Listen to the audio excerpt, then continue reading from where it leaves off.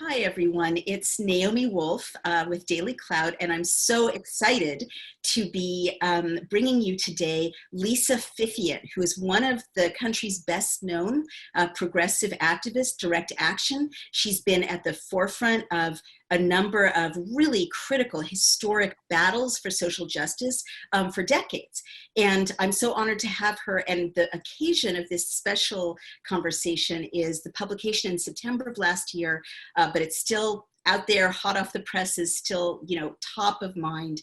Super, super important for you to go get it right away. Her book, Shut It Down, Stories from a Fierce, Loving Resistance. Welcome, Lisa. Thank you, Naomi. I'm so excited to be here. Yep. I'm really just so happy to have you, and what a better time. I mean, we're, I assume you're under quarantine in New York. I'm under quarantine in upstate New York.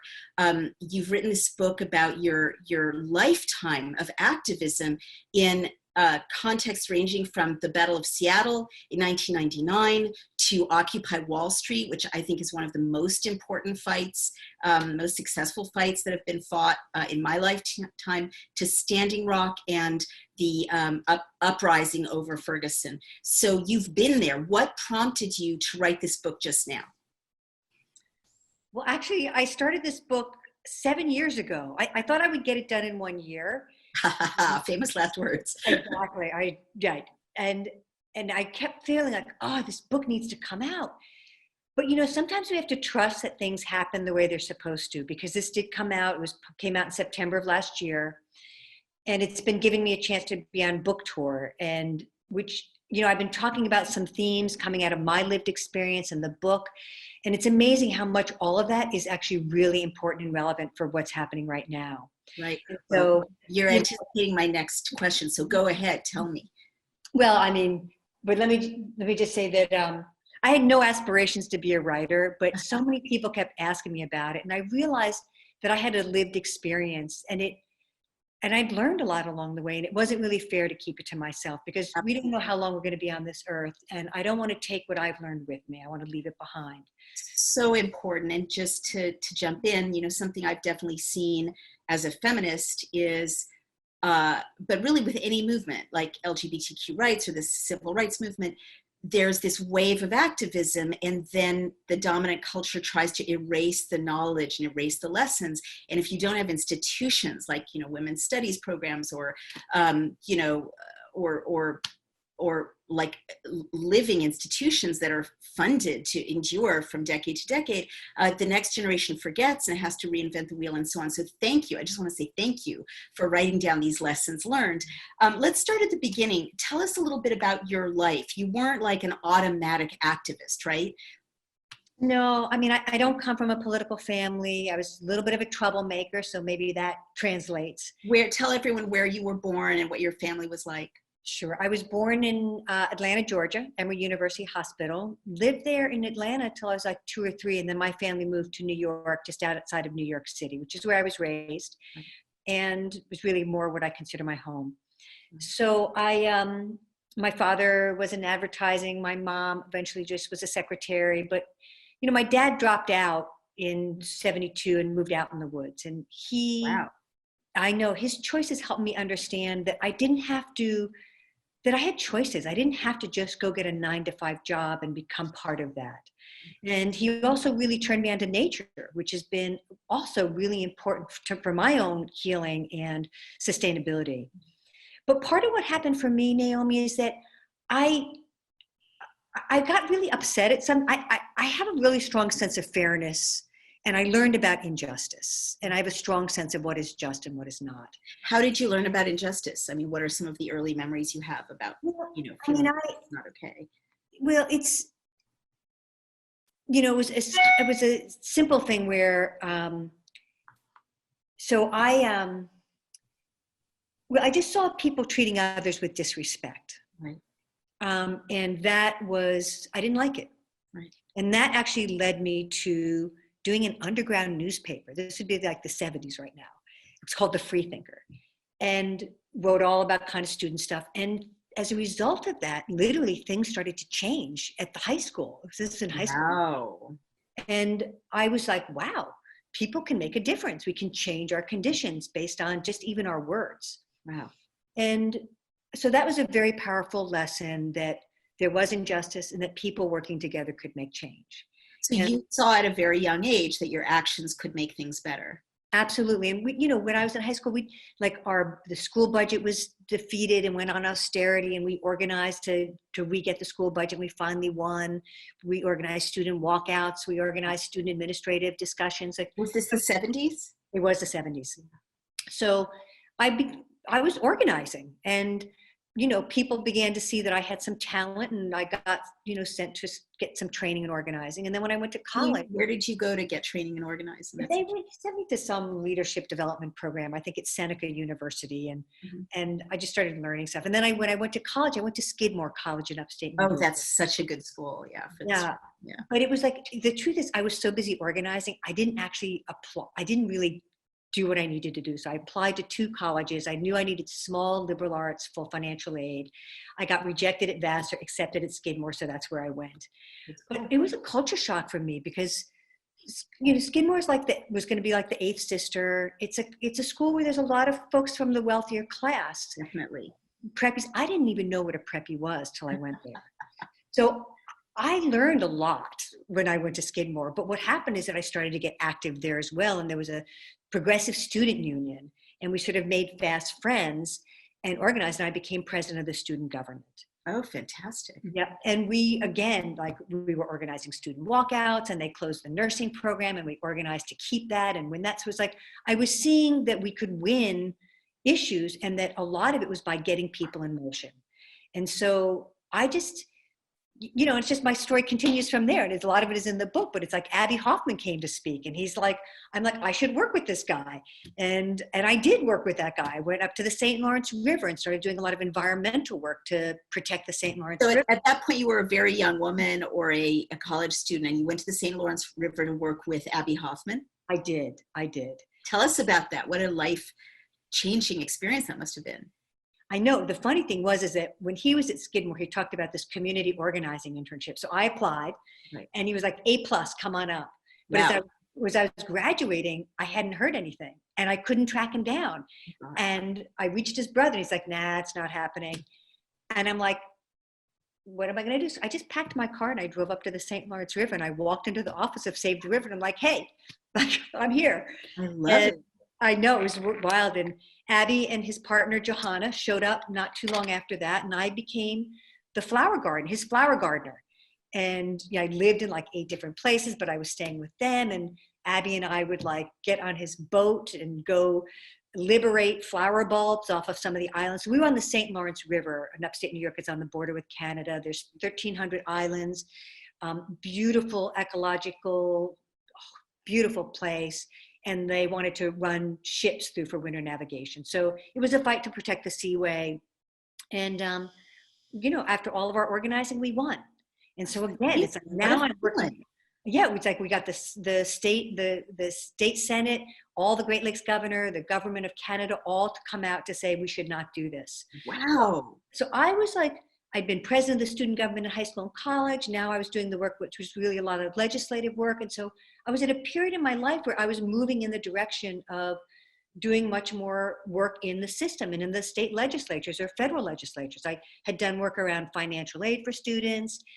But while I was working with Abbie and Johanna, it was in the early 80s when there was a lot of turmoil in Central America. Right. And in 1979, the Sandinistas overthrew the US-backed dictator Somoza in Nicaragua. So I went to Nicaragua with Abbie and Johanna, and we took a delegation of about 70 journalists.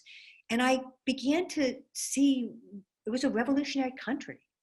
Really? And a country that was really working to meet the needs of the people. And I was blown away by what I was learning.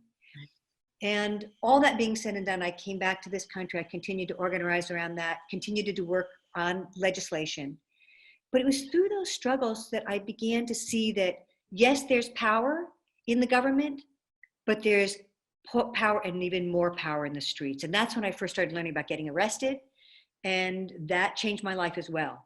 So this brings us to the chapter that I was able to access. I'm dying to read your whole book, but I don't physically have it in my hands yet. So people can go onto the Chelsea Green website and read one of the chapters about taking on the CIA. Let's see now. It's Organizing 101, and you talk about the Sandinistas, and you talk about going to Nicaragua, and you talk about the role of the CIA.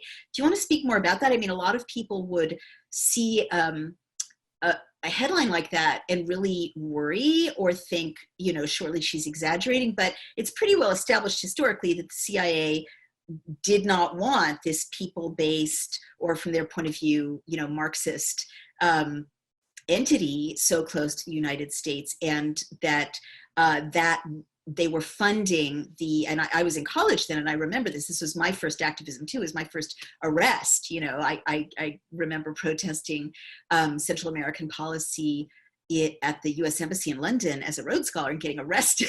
It's like, damn, you know. But I also remember people coming to Yale, where I was an undergraduate, and talking about the Sandinistas, talking about the nuns being murdered. And that was the cause of our time as young people. So, you know, what was the role of the CIA? How did you feel being a young person going up against such a powerful entity? And, you know, like, let's start with that, because that's huge. Right. I mean, it is now well documented that our government, through the CIA, has a long, long history of overthrowing other dictators involved in, including assassinations, other, you know, counterinsurgency movements. So I don't even know how many countries we've done this in over the decades, but it's a very sad and dangerous part of our country's history. And so in the 80s, they were very active in Central America, but also in Southern Africa. And so part of what happened in Nicaragua is that because people were organizing and saying, we don't want the US to intervene, there were efforts and limitations that Congress put on our government's ability to provide anything other than humanitarian aid. And so what happened is that the funding for the counterinsurgencies that were known as the Contras went underground, basically, through the CIA. And also it was tied up to the, it's called the Iran-Contra affairs, like selling guns to Iran in order to get money, you know, to buy drugs, to sell them in the US, to get money, right? It was this whole underground thing that eventually got exposed. And what we knew as we were gearing up for this big demonstration in 1987 on Central America and Southern Africa, we had to, and I've always believed this, and I continue to do this, it's like the institutions that create the greatest fear, we have to actually go at them head on. We can't shy away. Wow. And the CIA was the key player in this counterinsurgency war, this dirty war in Central America. Because it wasn't just in Nicaragua, it was happening in El Salvador and Guatemala and Honduras. And, you know, and again, for people to know, the other institution in the US is the School of America, which is funded, which is trained the military in all of these countries and formed that basically have led to the death squads. All that being said and done, when we were doing this major mobilization in 1987, there was a big march and rally in Washington? Where? In Washington, D.C. And civil disobedience had become a big part of this movement because the communities of faith came together and organized and formed what they called was the Pledge of Resistance. Right. A willingness for people in this country to say, I'm willing to engage in legal protest or get arrested to try and prevent a U.S. invasion. God, you're bringing back so many powerful memories. Go ahead, please. Yeah. Well, I actually think that that was one of the most powerful movement models I've ever experienced in my lifetime, and I keep trying to get our movements to replicate them. But you mean the powerful part of it was the communities of faith leading it, or people saying, I'm willing to get arrested? People saying I'm willing to get arrested, but the thing about it, it was a pledge. It was essentially an emergency response campaign. And what happened is at a national level, there was a coalition of all the different groups, the faith groups, the solidarity groups, the policy groups, the labor groups. It's like everybody was at the table. And unlike today, you see a lot of organizations competing for membership, right? Especially as we move to the online, you know, data is gold. Right. So people compete and don't like to share so much. But back then, each of those organizations said to their membership, we want you to sign this pledge, get part of that structure, which became the network, the affinity groups and spokes councils. And so it was like nobody tried to own people. It's like everybody gave their base over freely to engage in their own, this new network of an emergency response network. So I thought it was like a movement where we were all in right relationship. Right. And it was the SIP pledge, which was getting people to engage in civil disobedience at a large scale. And, that's when I first started getting arrested. And quite frankly, Naomi, I haven't quit since. And granted, I have the privilege to do that. I can do that pretty much knowing that my life is not at great risk. But that I can use that privilege strategically to take those kind of risks. And, I encourage as many people that are white to do that in solidarity or in whatever issue, because not only is it extremely effective, but it's really transformative for our Right. Absolutely. I mean, this raises so many questions because being arrested has gotten much more dangerous and less transparent since the 80s. I, remember being willing to get arrested then, and then I got arrested again in Occupy Wall Street, and it was a much scarier experience post NDAA, post surveillance, post, the opacity with which it can be handled now. I mean, I think that there's been an erosion of civil liberties since the 80s that just makes it scarier to engage in civil disobedience. But we can move forward to that shortly. But here's the question: who is paying your salary? Like you rightly brought up the issue of your livelihood is not going to be erased if you get arrested, and that's why by the way, I totally agree with you. I actually tweeted this, like, if you're a white middle-class middle-aged woman, it is virtually impossible to get harmed in the process of civil disobedience. So you kind of owe it to people who don't have those privileged kind of demographics to go out there, because a teenager of color is going to be no guarantee they'll come out safe or alive. So, having said that, who paid your salary? Like, what was the material basis of your ability to say, okay, fine, arrest me? Right. There were times where I was on an organization's payroll. So like during the 80s, in the early 80s, I was on the payroll of a group called Citizens for Participation in Political Action. I became one of the coordinators at the Washington Peace Center.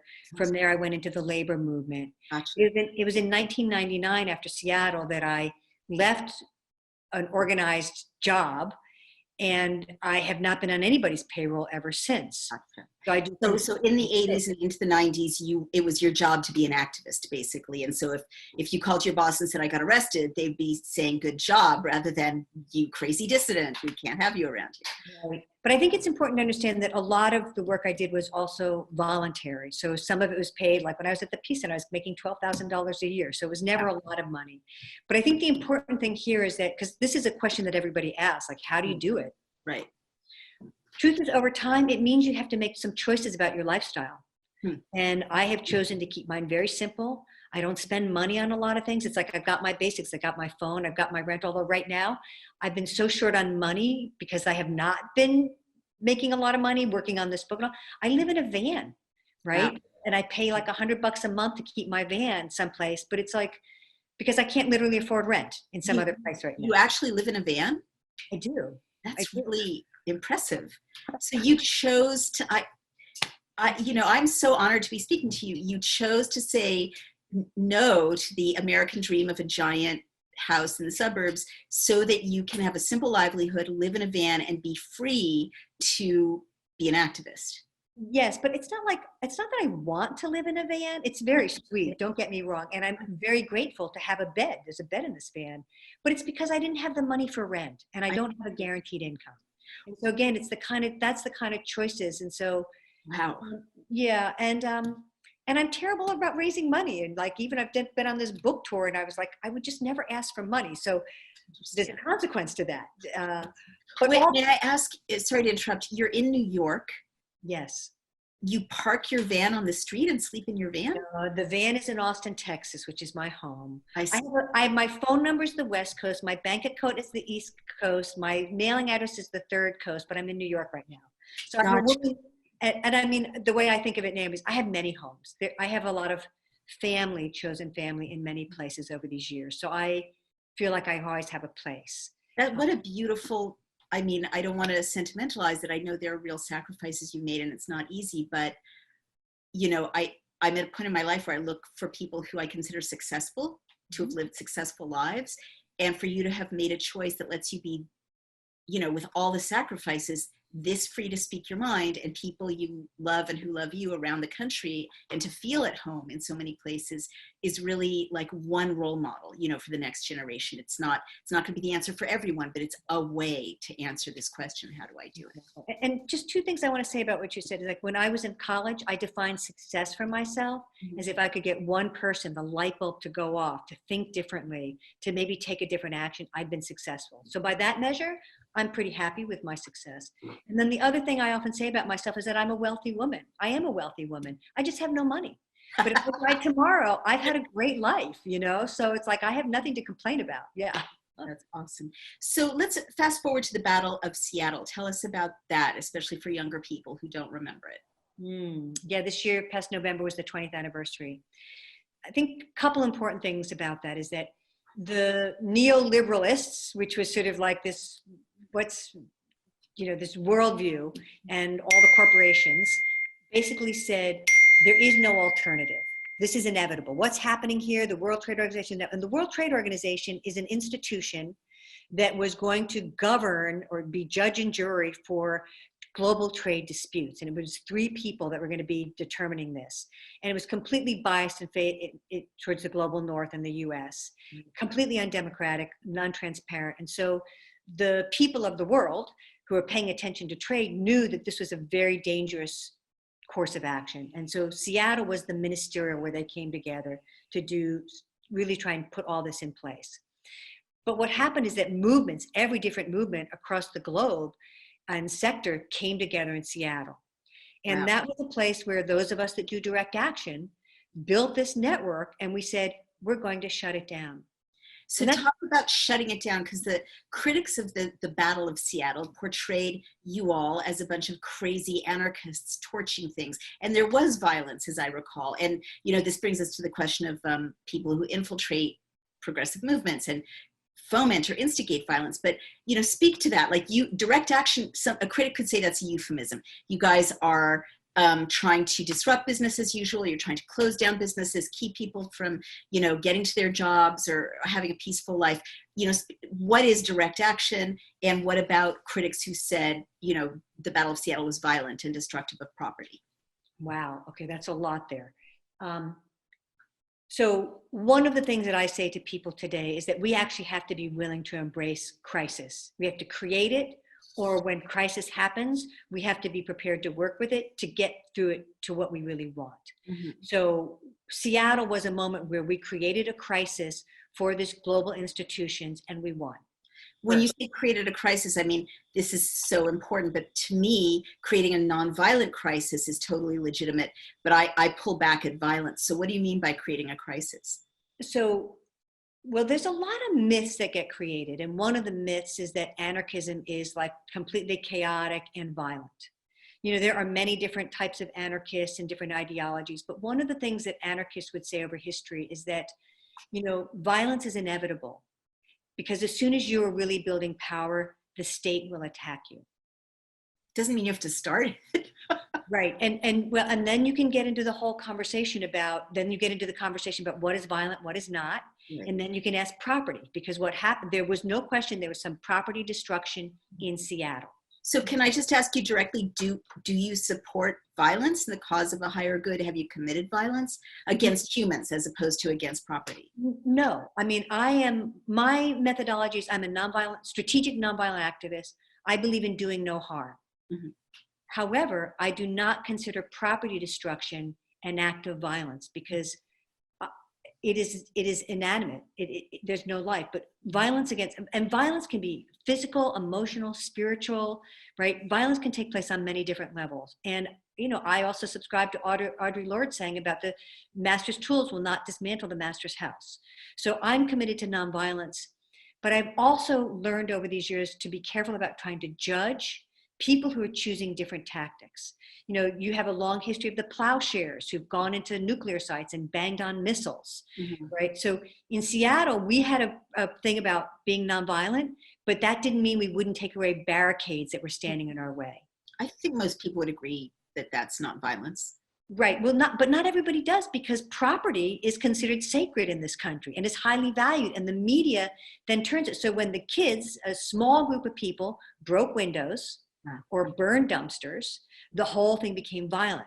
But you didn't hear as much the story about how the police came in these incredible ninja, suits with rubber bullets and concussion grenades and water cannons and because that was the era where the police were really militarized. And it's the police, my experience again and again is that the police are violent against us. Right. And then some people will choose to respond to them. And it's like there's this dance. And, I would rather we didn't have some of that property destruction, but it got a lot of attention. Interesting. Right? The media covered it.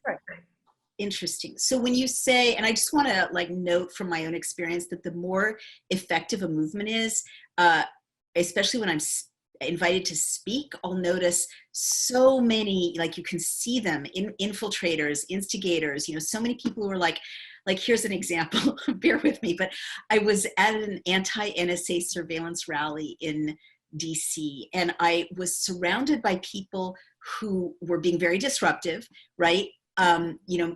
Making it difficult for the speakers to speak and so on. But they were posing as kind of anarchists or as members of the left. And they were literally dressed like people stopped dressing in San Francisco in 1972. It was like the fabulous furry freak brothers. It was the chick with no bra and a tie-dye t-shirt. And I'll never forget this guy on a skateboard with a beard and a ponytail, but he looked like a bureaucrat who sat at his desk all day long, with that physique. But he donned his bandana and was carrying a skateboard as a prop. I guess all I'm trying to say is, and it was out of central casting, it was out of some government bureaucrat's idea of what people like us, dress like and look like and do.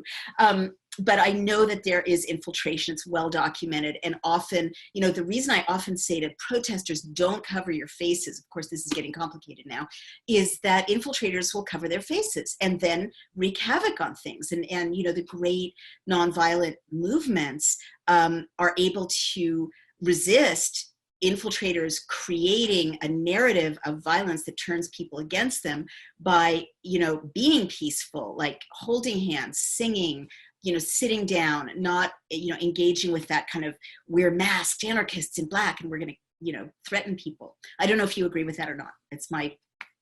Well, there's no question that the folks who engage in the tactic known as the black bloc, the black mass of clothing, are particularly vulnerable for infiltration. But many movements and nonviolent movements have been infiltrated. You have informants, provocateurs, right? People that have different roles that they play. And there's no question that they are in any movement that's effective. And in fact, you so nailed it. When I was in Brunswick, Georgia for the G8 in 2003, we were at the college. It was a small town. There were 150 protesters. But we drove by the college and I saw these circles of 30 to 40 people, a bunch of them, who are they? And we drove back around as they were walking out. And they all were carrying boxes of Birkenstocks and political t-shirts, but they had their Homeland Security badges on. So all people, and the thing that was crazy is there was 150 of them and 150 of us. So there was 300 protesters on the street. So they doubled our numbers, which was great. But we were all nonviolent too, but they had 150 infiltrators. I completely believe it. So let's skip ahead. Occupy Wall Street. Tell me why did that how did that get derailed so effectively? It was such a powerful movement. And I think the violence against protesters was a huge part of that. But I'd like to know. It was when the police pepper sprayed those women in New York City. That was one of the first moments that it really spread radically. Because again, when people, and that's one of the dynamics we need to understand, is that when the state enacts violence on nonviolent protesters, they expose themselves. And it also, it moves people towards action. Interesting. So, the Occupy movement, which was coming on the heels of the 2008 financial crisis and the subprime home and the foreclosure movement, was an amazing moment. But the police they had a hard time shutting it down because it grew so quickly and it was nonviolent. Mm-hmm. But, it's they did a lot of things to destabilize us in terms of urging homeless people or people with some challenges to come and become part of the encampments, definitely putting infiltrators in our mix, beginning to set up surveillance cameras, just sort of like not the same scale that happened at Standing Rock, but this constant surveillance and lights on you, cutting back on what you could or could not do until they finally did this big eviction. Right. And so, we had basically, several good months on the ground, but the movement did continue. And, there's no question that, infiltration was a part of that. And part of the problem with Occupy is that saw the tactic of holding the space, which became the name, is sort of like what it was about. And so there was like kind of an identity shift when we lost the ground, who were we and where were we? But it did continue. And in fact, it was actually a year into it. I'm a big advocate of building affinity groups and spokes councils and network structures. And we were really building that around the 1-year anniversary. We were also doing the same thing. We were having our spokes council meetings in one police plaza in New York. We had one of them in front of Homeland Security. So we went to these places that they thought they were all powerful. We did our stuff. And we did this amazing action. And it was like, okay, this is really going to take off now. But then Hurricane Sandy hit. And that's when that movement, at least in New York City, morphed into Occupy Sandy and took the tools of nimble, decentralized organizing and applied it to disaster relief to such great effect that even Homeland Security said they way outdid us. These structures are what really works. So let's talk about creating networks and affinity groups. I mean, that's another chapter that I really, really appreciate and I'm going to reread. You talk about the importance of creating networks and kind of lateral organizing, but also consensus. So I really want to press you on this or get some answers, for everyone, because I feel like, the great protest movements that have been successful, as you point out in your book, create affiliations and they create consortiums and they create affinity groups, right? And you see this with the anti-war movement or with the LGBTQ rights and allies. You see it with, when Jewish groups went down to help African American groups and vice versa. In the civil rights movement against racism and anti-Semitism. I could go on and on, but. So I'm totally with you there, but consensus drives me crazy. And that the fetish I feel the left has for having consensus before we can make a move. I've seen so many good meetings founder and so many good ideas and good movements come to a standstill because of this. So can you explain why you still believe in consensus after, given how difficult it is? And I would also say how undemocratic it is, in my view. That's probably a bigger conversation. So I have found consensus can be very effective. But if you don't have good facilitation, you haven't trained, because, we're used to majority rule and voting. Right. And we're not used to consensus, but consensus is much more akin to how we make decisions as humans. Yes, if you wanted to order pizza and you asked your friends what kind of pizza you wanted to get, you would sort that out pretty quickly. And maybe, we want the macaroni. Let's put pepperoni in half and do vegetables. Right. Yeah. That's consensus. It's informal consensus. Okay. But that's the pizza. It's not a movement, a giant social movement.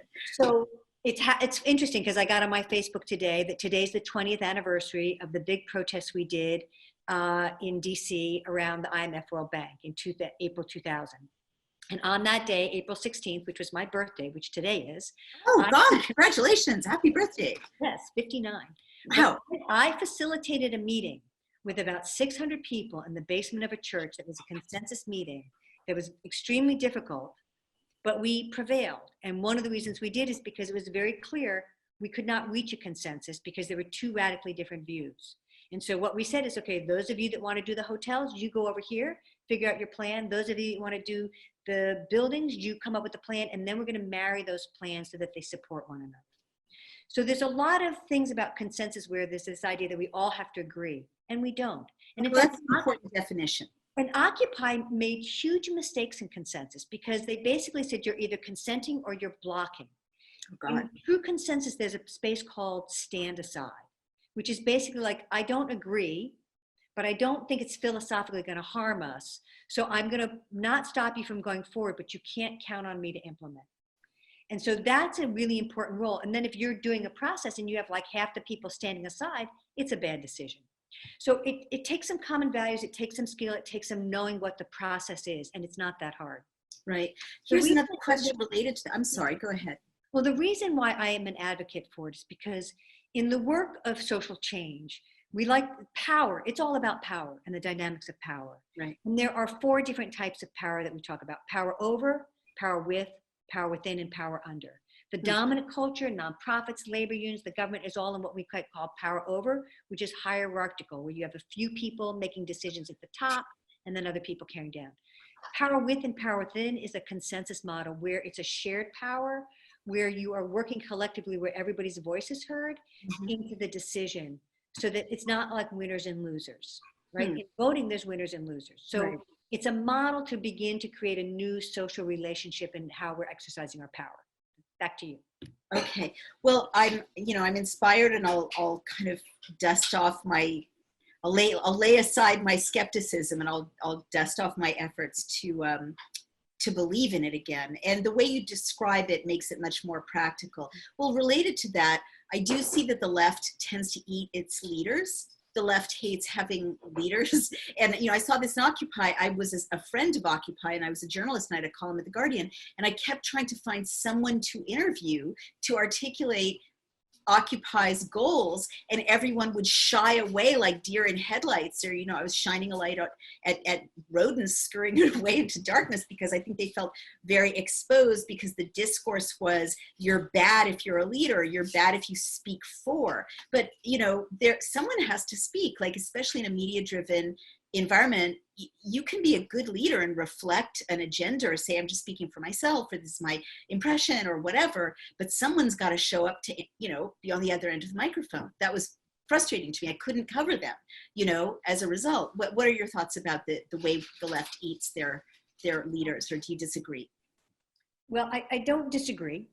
I think that leader or leadership is not bad. It's how you do it. And a lot of the movements coming out of the 60s were movements that had charismatic leaders and small groups of people that made decisions with lots of followers. So when you have lots of followers, you are not building a broad movement, powerful movement, right? And if you take the leader out, the whole thing can come apart. When I was getting raised up in this movement, we were not about no leaders, we were about leaderful movements. We're all leaders. So when the police would come and say, I want to speak to your leader, like, we're all leaders, right? What about when the press would come and say, I want to speak to Well, we would, if you're doing good organizing, you understand that there are different roles that you need to fill, and some of those roles are spokespeople. Right. And that to do good organizing, and that we know the points we want to convey. Right.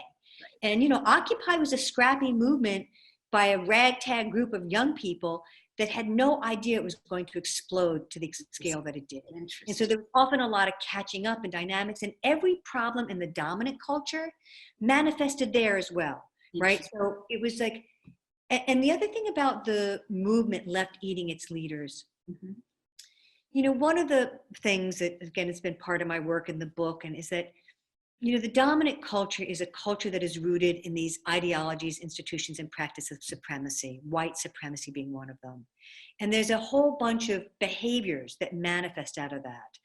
Individualism, competition, paternalism, wanting to be perfect. Like, there's a lot of the behaviors that we see in our movements are actually manifestations of white supremacy and trauma that we have because of that. And so a lot of the work I've been doing is, one, learning about that, learning to undo it, and to put a different set of values and behaviors in practice. And so I feel like in this, and so a lot of the attacks on leaders, the eating ourselves alive, it's because of that, and because of these power dynamics. So I'm actually kind of hopeful that we are entering an era of understanding that we have to work in different ways, and maybe you're going to get to that. I love that, and I do think the internet has been an interesting tool to support the diffusion of leadership. I often think about the Arab Spring, because young women on their phones, who often were like behind closed doors culturally, were able to lead, using technology. And so I think technology is supporting you as time goes on. So what are I could talk about this all day, but what are your 5 takeaways that you want the next generation to understand about effective activism? Well, one, that these new generations are actually so lucky to be in this moment in our movement history, because there's wisdom coming through that is essential for our future. One piece of that wisdom is to understand that that we have to be anti-oppressive. We actually have to confront and dismantle these systems, whether it's patriarchy, Christian supremacy, wealth supremacy, white supremacy, that those things continue to do harm, and we need to work in different ways. Related piece is that we have to do our organizing from a trauma-informed place. Because it's trauma, of which we all have, because of the culture of supremacy and because of the culture of violence that we live in, we all carry it. And trauma tends to make us reactive, defensive, aggressive, and that's the dynamics that are often playing out. And so we need to start slowing down and doing that healing work that will allow us to get a sense of something. In the world of neurology, it's called dysregulation. So when do we get dysregulated? Hyper, hypo, and how do we get back to a space of calm? And that's like breathing and nature and connecting with human beings. So there's a whole piece of work around that, of staying regulated. And in our organizing, we can put a lot of this stuff into practice. Sharing appreciations, breathing together, sharing food, getting to know each other, building authentic relationships. So there's a new praxis for our movements that I would just say is becoming part of building that culture of belonging. If we want to get rid of the dominant culture, we need an alternative, cultures of belonging. Love it. So that's a key piece. Another key piece we talked about is that we actually have to be willing to embrace crisis, right? And we have to do it in a way that is not trying to create more harm, but make the choices crystal clear. So, in a lot of my work again, and one of the reasons I use direct action, and I guess that would be the other thing, is to say that I believe in there has to be a multitude of strategies, but direct action is one that I have embraced because it's the most rapidly and radically transformative. How do you define direct action? It's a willingness to do what needs to be done, to intervene at a point of power, to not ask permission. It's like, stopping the assembly line in a plant. It's like mutual aid, which is happening right now, is a form of direct action. It's not just fucking shit up. It's also it's not just fucking shit up. In fact, it was during that Brunswick mobilization when the anarchist youth were organizing. They said, we don't want to fuck shit up. We want to fix shit up. Nice. Right? We use direct action to go into people's homes and help repair homes. Beautiful. Right. So it's like doing stuff without permission, without doing harm. So, and one of the things about direct action is like, it's understanding that it's not just a strategy and it's not just a tactic, it's a way of life, right? We live in a culture where we've given up a lot of our power. And one of the ways that we give up our power is believing that we don't have any. But it's that life force, that connection to others that is our gold. It's our agency, our ability to do things. So power is nothing more than the ability to act. And every choice we make is an exercise of our power. Yeah. And so, so when we understand that every choice we make is exercising our power, we can see that, our choices can take us to take direct action to improve the conditions of our lives, or our choices can be, oh, somebody else is going to do this for me. Right. If they don't do what I want, then I can blame them. Right. So it's definitely taking ownership, taking responsibility, not putting the locus outside yourself. You also draw a distinction between electoral politics and direct action, as I understand. Is that correct, Lisa? Well, I both are strategies for change, right? And I am not someone that has historically put a lot of energy into electoral politics, because my life path has been, if we can organize enough people in the streets to create the popular mandate, it allows the politicians to move. Right. But I know that people have gave their lives for the right to vote. And that's a really important thing. And within the system that we're working in, it is the moment where the transfer of power between the two parties takes place. So it's important. It sounds like you think the most effective thing is both, right? People on the inside pushing the electoral outcome, people on the outside engaged in direct action, creating pressure. I am definitely someone that believes in inside and outside strategies. And that's how we won in Seattle. Our actions in the street emboldened the delegates inside to say, we're not going to go with the deal, and the whole thing collapsed. So yes to both of those. I totally agree. By the way, the AIDS activism in the 80s had the insiders and the outsiders, very effective. Exactly. But one thing I would say, though, Naomi, is that I don't believe, whether it's the Democrats or Republicans, I don't fundamentally believe that they are going to address or remedy the ills of this society, because they are all vested in capitalism as our economic model that creates the illusion of the American dream, where we are always aspiring for greater wealth. Therefore, we need to pretty much gone by now, but go ahead. Yeah, say what? No, I'm just saying, you know, as one person in 10 has lost their job, I think that illusion is pretty much over, but I hear what you're saying. Mm-hmm. Right, and that's why we are in a moment of deep change, where things that we've worked on for decades are considered unimaginable are happening. Right. The IMF just yesterday is going to relieve the debt for 70 nations, and universal health care is on the table, and sick days. So it's like we are in a time where anything is possible. So you've anticipated my last question, which is, you know, speak to the crisis we're in right now. You talk about embracing crisis. We're both stuck inside, you know, there's a pandemic. I guess my first question is, how do you do direct action? How do you do protest if you have to keep 6 feet from each other? And in some countries, it's even worse. There are drones keeping people apart. And in the Philippines, people are being shot if they congregate. And yes, maybe medically, congregation is dangerous now, but it's the heart and soul of assembly, which is the heart and soul of protest. And the other thing is, you know, how do we embrace this? What do you see, what do you see good coming out of this crisis? So two questions. Right. Well, if I was to have on a militaristic head, which I'd be careful not to do, there's the ground war and the air war. Okay. And right now we are in an era where a lot of the tactics that we often did on the ground, we can do through these virtual spaces. And really?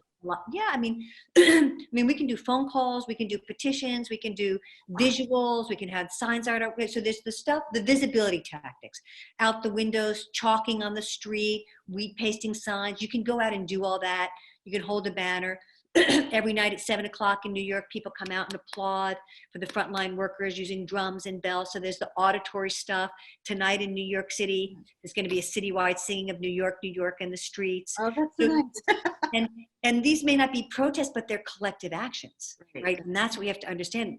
The key thing is that we're working together, that we're interdependent, we rely on one another, and we are seeing each other's humanity and uplifting that. You can do, I was talking to workers. I was at an assembly last night for a worker center, and I was like, you can still do a picket line. So a picket line goes in a circle, and everybody can take a number. And so from 12 to 5 after 12, I'm number 1. I make a phone call to this corporation. From between 12:05 and 12:10, number 2 makes the phone call. 12:10, right? You can swarm people. You can just flood emails, right, of these corporations or players, because they have to go through them. I think the trick is that whatever you do, make sure that people are connected. So in the group in Austin that I work with, Undoing White Supremacy, we're doing a lot of mutual aid, and we're phone banking people to give to this fund. And people were saying on the meeting the other night, we're having a really hard time making the calls. It's hard. It was so much better when we could do it in the same room. And we're like, oh, let's get on a Zoom call together. Let's check in, share how we want to do this, take a break, go make our phone calls, and then we'll come back together and check in. I was like, oh, we could do it that way. You could have everybody get on together, and then everybody sign that online petition together and talk about how important it is. You can have people record themselves, read them. So there's lots of things we can do. And I actually think one of the things we need to do, depending on what you're working on, is this is also a time to do more research and preparation. And I'll also just throw in, strikes are emerging more and more. Workers are walking out all over the country. They're feeling empowered, the workers. They are. And May Day is coming up, and there's a growing call for a general strike on May Day, which generally I'm like, general strikes, nah. But I actually think it's critical at this moment, because when you take on corporations or politicians, you want to cost them money, you want to disrupt their business, you want to taint their image.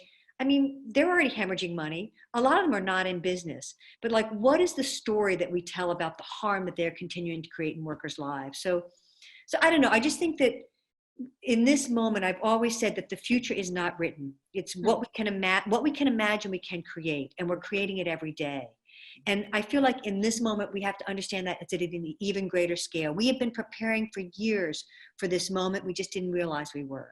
We have all that we need, right? And part of it is that the biggest thing that I say to everybody right now is that we have to start reclaiming our humanity, our love and connection to one another. And it's happening. Like, I'm finding these virtual spaces more intimate than sometimes being in the room. That's true. You're making a really good point. So that's really beautiful and uplifting. It's a wonderful note to almost end on. If you could name 3 things you wanted to have come out of this crisis, what would they be? And that's my last question. I would want to see that these, that the mutual aid networks that people are establishing in the practice of solidarity and taking care of one another and understanding where frontline communities are and redistributing wealth, that they continue. We don't stop, because people, even outside of the crisis, are struggling for the material resources they need. So maintain what we are learning is working. Mm-hmm. The other piece is that for all the advances we're making on debt relief, decarceration, sick days, potential universe, that we keep fighting, that becomes the new normal, mm-hmm. right? So we don't want to go back. We are making advances. Let's keep those advances. And then the third thing I think is just like a sense of that deeper connection to one another, our seeing that we are not isolated. This is not an individual. We are not alone in our grief. We are not alone in our pain. We're actually, it is a collective experience we have, and that when we link up, our ability to withstand and get through is even greater. And that's our power. It's the power of the people. Don't stop. Beautiful. So I can't thank you enough. I feel energized and like I have hope, and you've given me and all of the people who are going to be watching this really a huge boost in morale and some really practical ideas from a legendary life really lived in the service of others and of social justice. So the activist is Lisa Fithian, a national treasure. The book is Shut It Down, Stories from a Fierce Loving Resistance. Love that subtitle. The publisher is Chelsea Green, one of the best publishers ever, publisher of The End of America also, so always on the cutting edge. And you cannot miss it. It's available digitally, it's available in bookstores, but if you can't get to a bookstore, hop on Chelsea Green's own website, because you want to support that independent media, and order your copy of Shut It Down by Lisa Fithian. Lisa, thank you for being a friend to this community, and we cannot wait to talk to you some more. And best of luck with the rest of your virtual tour of this incredible book that I'm going to make the top of my list to share with everyone. Thank you so much. Appreciate you very much, Naomi. Take care. Bye-bye.